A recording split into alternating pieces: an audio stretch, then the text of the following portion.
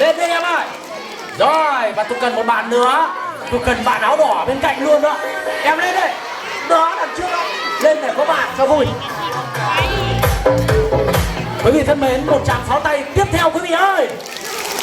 Cảm ơn cô bác anh chị của các em rất nhiều. Và bây giờ chắc chắn rằng chúng tôi sẽ làm hài lòng quý vị. Một sự kết hợp mà ba chúng tôi sẽ mang đến cho các bạn. Anh có lời chào hai bạn nha. Dạ, hơi bị đẹp trai đấy à. Ra đây ở một nơi xa xa một chút và ra đây học tập công tác đúng không? Chắc chắn rồi. Ra đây công tác ở đây mấy năm đấy. Nào, em đứng đây. Em đứng bên này, bạn đứng bên này. Ba anh em ta cần phải tâm sự một chút.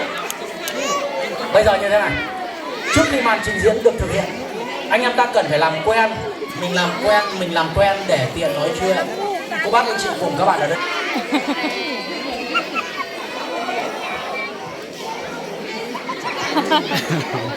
Ai da, xin cảm ơn rất nhiều bạn Thảo A Minh. Rồi, em ấy nói nhỏ quá được mà mình lãng tai được nghe mãi mới nghe được. Thế bạn tên gì nhỉ? Hai cái tên đẹp quá quý vị thân mến. Một bạn họ Thảo, một bạn họ Giang. Tôi đoán chắc chắn rằng các bạn ở trên cao cao một chút đúng không? Xuống đây phải đến tầm cỡ trên dưới 10 cây đúng không? Đúng. Rồi, bạn Minh và bạn Phong đúng không? Rồi, thế Minh ơi. Dạ. Ngoan quá, rất hay, rất tuyệt vời, rất khác với ở trên bản đúng không quý vị? Xuống đây rất khác đúng không? Cảm ơn bạn Minh rất nhiều.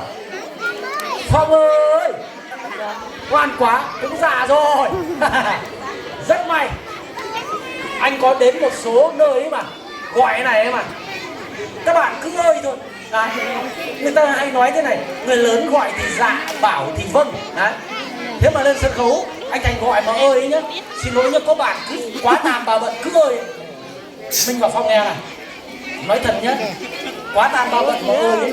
Anh chỉ cần thổi phù nhẹ một cái làm phù của nhát như này. Xin lỗi nhá, chùm quần cúc quần mất hết. Đừng có cười. Màn trình diễn này màn trình diễn ảo thuật thôi miên. Nói làm thật đấy nhá. Xin lỗi chỉ cần ơi một cái nhá, mặc độc xà lỏn tổng ngọc trên sân khấu coi chơi đó này. Rất may hai bạn già rồi, yên tâm rồi đúng không? Rồi, thế Phong cho anh hỏi khí không phải năm nay Phong em được bao mùa xuân rồi?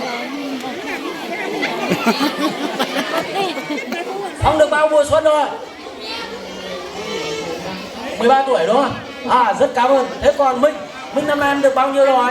Em thọ được bao nhiêu rồi?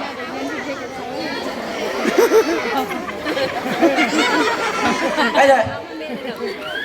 Bằng ngần này ông cưng tôi đến định làm bố vợ tôi hả?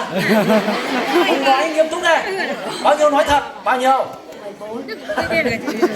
Nghe lộn. Bạn có cái nói nhỏ anh nghe cứ tưởng 74. Thế mà 14 tuổi mà. Mình năm nay 14 tuổi mà mình có gia đình chứ? Có không? Có. Rất tuyệt vời. Đừng có hiểu nhầm khái niệm nha. Chắc chắn là có rồi. Gia đình ở đây rõ ràng anh Thành hỏi là ông bà cha mẹ anh chị. Anh Thành không hỏi về đường vợ con đúng không? Thế thì phải có chứ đúng không? Rồi, rất cảm ơn mình rất nhiều. Mình rất hiểu rõ ràng. Và bây giờ như thế này, người ta vẫn thường nói gái có công thì chồng không phụ. Không phải anh Thành trả công các bạn, nhưng gọi là có chút quà. Chút quà này dành cho lòng dũng cảm này, sự mạnh dạn. Minh và Phong đã lên sân khấu cùng anh Thành mang đến cho quý vị màn trình diễn này. Hy vọng món quà chuẩn bị anh Thành kỷ niệm các bạn đón nhận đấy nha. 1 đồng tiền công không bằng 1 hào tiền thưởng. Món quà hy vọng hai bạn đón nhận nhá. Rồi, màn này là màn ảo thuật ra quà. Ảo thuật là sao? Ảo thuật tức là không có thật. Ảo thuật là một sự sắp đặt trước. Người biểu diễn nhanh tay đòi hỏi người xem phải nhanh mắt. Nhất là Minh và Phong, hai bạn đại diện cho khán giả lên trên sân khấu này gần anh Thành nhất. Cố gắng thật tinh mắt, thật nhanh mắt. Xem anh Thành lấy quà như thế nào nhá. Cố gắng nhanh mắt nhá. Rồi, món quà sẽ đến tay hai em ngay bây giờ. Màn trình diễn đầu tiên mang đến cho quý vị. Chúng ta cùng đón xem. Anh Thành mời Minh đứng sang bên này, Phong đứng xích sang bên kia một chút. Ba anh em ta dàn hàng ngang mang đến món quà và mang đến màn trình diễn đầu tiên cho quý vị. Bắt đầu.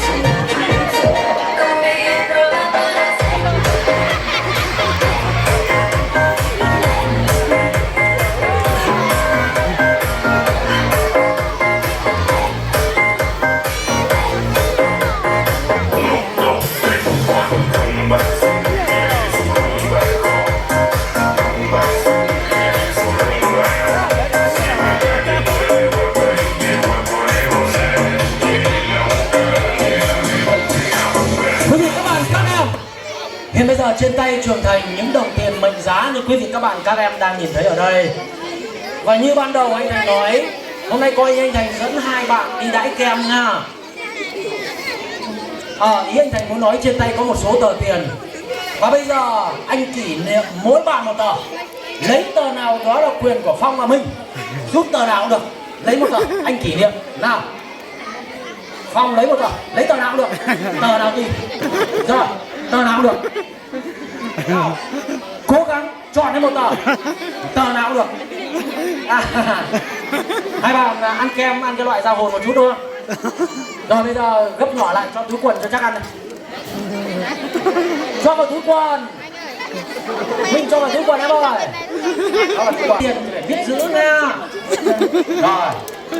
Đừng có để mất tiền nhớ chưa. Tiền phải liền với ruột nhớ chưa. Rồi. Bắt đầu.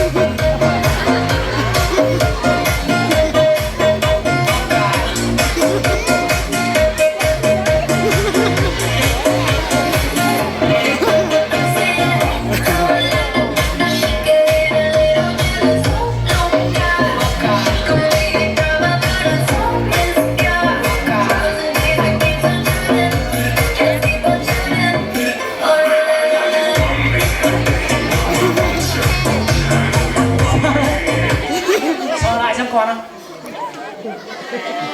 Để chắc là vẫn còn đúng không? Chắc chắn là còn rồi, đã là đồ kỷ niệm không bao giờ lấy lại đâu. Anh em ta đi được một phần của tiết mục ảo thuật rồi. Các bạn nghe này.